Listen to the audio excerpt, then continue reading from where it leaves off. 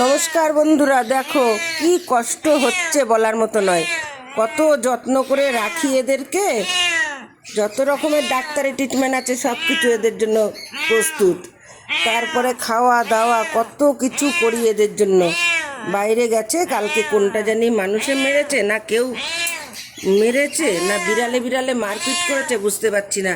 মাথাটা একবারে থ্যাদলা করে দিয়েছে, এমন করেছে।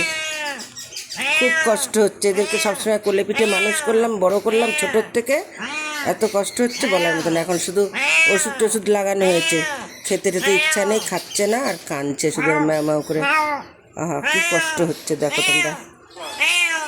এরকম অমানুষ মানুষ যদি মেরে থাকে তাহলে কী হয়েছে কী হয়েছে। মাথাটা দেখো শুধু বন্ধুরা, মাথাটা দেখো কি করেছে, কানের পাশ টাশ থেকে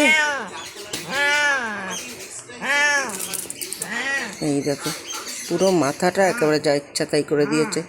কালকে কি রক্ত বেরিয়েছে, সে হাউমাউ করে কাঁদছে মার খেয়েছে। সেই সময় বৃষ্টি পড়ছিল। তারপরে আমি আর মেয়ে ধরে ডেটল জল টল দিয়ে ধুয়ে মুছে আবার ওষুধ লাগিয়ে দিলাম। তারপরে আজকে ডাক্তার ডাকা হয়েছে, ডাক্তার কখন যেন আসবে। খুব কষ্ট পাচ্ছে বিড়ালটা। সবাই প্রার্থনা করো ও যেন তাড়াতাড়ি সুস্থ হয়ে যায়।